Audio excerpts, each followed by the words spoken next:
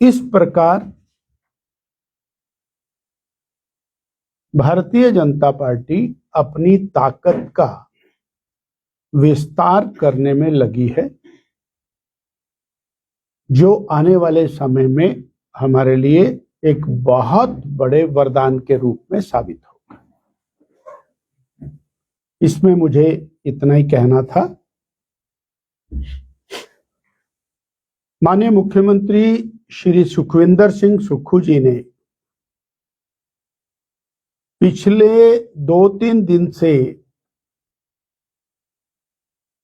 जो किरकिरी हुई है हिमाचल कांग्रेस की और सरकार की, उस किरकिरी को धोने के लिए, उसको वॉश आउट करने के लिए ये कहना शुरू किया है कि हिमाचल की सरकार ने 5 गारंटियां पूरी कर दी।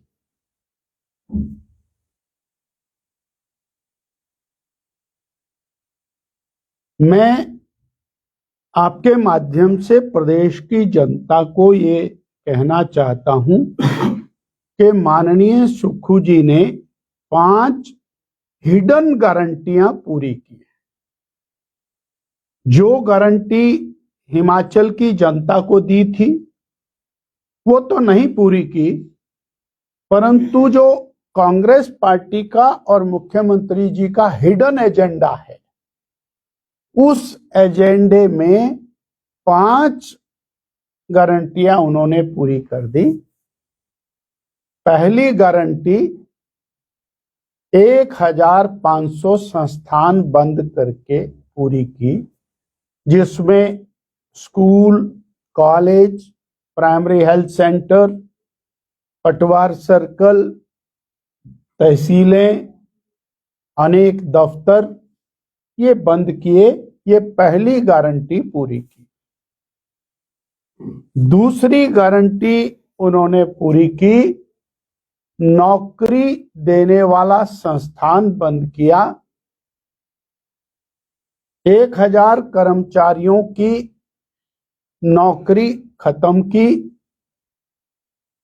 1.5 लाख पदों को समाप्त किया और हिमाचल प्रदेश में 2 साल में एक भी रोजगार, एक भी सरकारी नौकरी नहीं दी। ये दूसरी हिडन गारंटी उन्होंने पूरी की।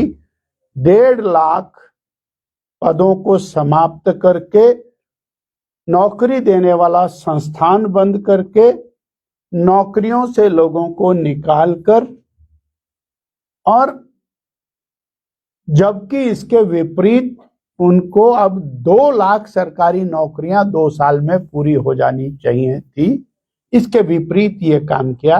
ये दूसरी हिडन गारंटी।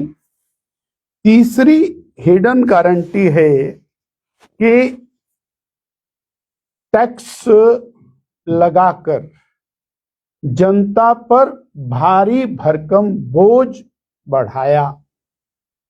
पहला टैक्स 7 रुपया लीटर डीजल पर वैट लगाया, जिससे लगभग 3000 करोड़ रुपया आम आदमी की जेब से निकाला जा चुका है। स्टाम्प ड्यूटी पर टैक्स लगाया, 500% तक स्टाम्प ड्यूटी बढ़ाई गई। सीमेंट के दाम 40 से 50 रुपया कट्टा तक बढ़ाए गए। खाद्य तेलों के दाम डिपो में बढ़ाए गए। पीने के पानी पर टैक्स लगाया गया, जो बीजेपी सरकार में ग्रामीण क्षेत्रों में फ्री पानी मिलता था, और जो मीटर वाला पानी है उसके ऊपर भी 100 से 500% रेट का इजाफा किया गया। बिजली 300 यूनिट फ्री देना था, उसकी बजाय बिजली की सब्सिडी को समाप्त किया और बिजली के रेट में 46% का इजाफा किया। इस प्रकार बिजली पर टैक्स, पानी पर टैक्स, डीजल पर टैक्स, सीमेंट के रेट बढ़ाए, खाद्य तेलों के रेट बढ़ाए, सब्सिडी को समाप्त किया। ये इनका hidden agenda number 3। Hidden agenda number 4,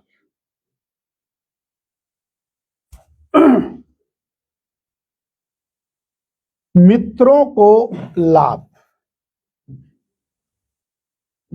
मित्रों को लाभ पहुंचाया, उनको एस्टेब्लिश किया, किसी को कैबिनेट रैंक दिया, किसी को चेयरमैन बनाया, चहेतों को ठेके, चहेतों को काम, बाकी का काम बंद। और 5वीं हिडन गारंटी है 25,000 करोड़ रुपए का लोन लेने के बाद विकास बंद और फाइनेंशियल मिसमैनेजमेंट करते हुए हिमाचल प्रदेश को पूरी तरह से और खस्ता हालत में लाकर खड़ा कर दिया। ये 5 गारंटियां, हिडन गारंटियां मुख्यमंत्री जी की हिमाचल प्रदेश की जनता को देन है। और अत्यंत महत्वपूर्ण, आज हिमाचल प्रदेश में चलने वाला प्रत्येक विकासात्मक कार्य, मैं प्रत्येक शब्द बोल रहा हूं, प्रत्येक विकासात्मक कार्य केंद्र प्रायोजित है, केंद्र की सरकार के माध्यम से चल रहा है। वो चाहे ग्रामीण सड़कें हैं, प्रधानमंत्री ग्रामीण सड़क योजना, वो 4 लेन हाईवेज हैं, टनल्स हैं, रोपवेज हैं, आवागमन के जितने साधन हैं वो सब सेंट्रल स्पॉन्सर्ड हैं। जल जीवन मिशन का काम है, वो केंद्र प्रायोजित है। हेल्थ मिशन है, वो केंद्र प्रायोजित है। मेडिकल कॉलेजेस का काम है, हेल्थ की स्कीम्स हैं, और उसमें भी हमारा आयुष्मान भारत है, गरीबों को मिलने वाली सहायता है, मनरेगा है, और ग्रामीण विकास है, कृषि विकास है। ये सारे के सारे काम और केंद्र प्रायोजित हैं। इसलिए वर्तमान प्रदेश की सरकार की उपलब्धि 22 महीने में 5 हिडन गारंटियां पूरी करने की हैं। इतनी बात मैंने आपसे और आपके माध्यम से प्रदेश की जनता से साझा कर। सर, मुख्यमंत्री सुक्खू के द्वारा आरोप लगाए गए हैं सर कि भाजपा में अध्यक्ष पद को लेकर जो है ऑपरेशन लोटस चला हुआ है। कांग्रेस पार्टी भारतीय जनता पार्टी को ना समझ पाई है, ना समझती है, ना समझ सकेगी, क्योंकि कांग्रेस पार्टी एक परिवार के आदेश से चलने वाली पार्टी है और उसको परिवार को बचाने के लिए उन्होंने 70 साल देश के बर्बाद कर दिए। इसलिए वो क्या समझें भारतीय जनता पार्टी को। भारतीय जनता पार्टी का संगठनात्मक ढांचा पोलिंग बूथ से लेके प्रदेश स्तर तक पूरी तरह से नए सिरे से निर्मित होगा और उसमें प्रदेश अध्यक्ष भी बीच में शामिल है। जब हमारा पोलिंग बूथ में नई समिति बनेगी, हमारे मंडल में नई समिति बनेगी, जिला में नई समिति बनेगी, प्रदेश भी उसी में शामिल है। इसलिए प्रदेश निराला नहीं है। तो हम एक लोकतांत्रिक प्रक्रिया के अंदर से निकलकर नए संगठन का गठन करने में जुटे हैं और जिसको दायित्व मिलता है वो अपने दायित्व का निर्वहन करता है और मेरे बाद जिसको दायित्व मिलेगा वो अपने दायित्व का निर्वहन करेगा। मुझे मिलेगा, किसी और को मिलेगा, ये संगठन का अपना कार्य है, ये हमारे तय करने का काम नहीं है। हमारे और चुनाव की दृष्टि से या संगठन महापर्व की दृष्टि से हमारे प्रभारी के रूप में डॉक्टर राजीव भारद्वाज की नियुक्ति हो चुकी है। वो अपनी प्रक्रिया को पूरी कर रहे हैं उस कड़ी में, और हमारा आज का जो वर्ग है उसी कड़ी में। सर, मुख्यमंत्री का कहना है कि 1 महीने में हमने कर्मचारियों को 2 बार सैलरी भी दे दी और सेवानिवृत्त को पेंशन भी। तो सैलरी बंद करने का इरादा था क्या उनका? अगर तनख्वाह देना उनकी अचीवमेंट है तो हमको विचार करना पड़ेगा कि मुख्यमंत्री जी कहां खड़े हैं। अगर तनख्वाह देने के अंदर भी वो बहुत खुश हैं तो इसका मतलब तो हमें बहुत चिंतन करने की जरूरत है हिमाचल वासियों को, कि वो प्राउड महसूस कर रहे हैं कि हमने समय पर तनख्वाह दे दी है।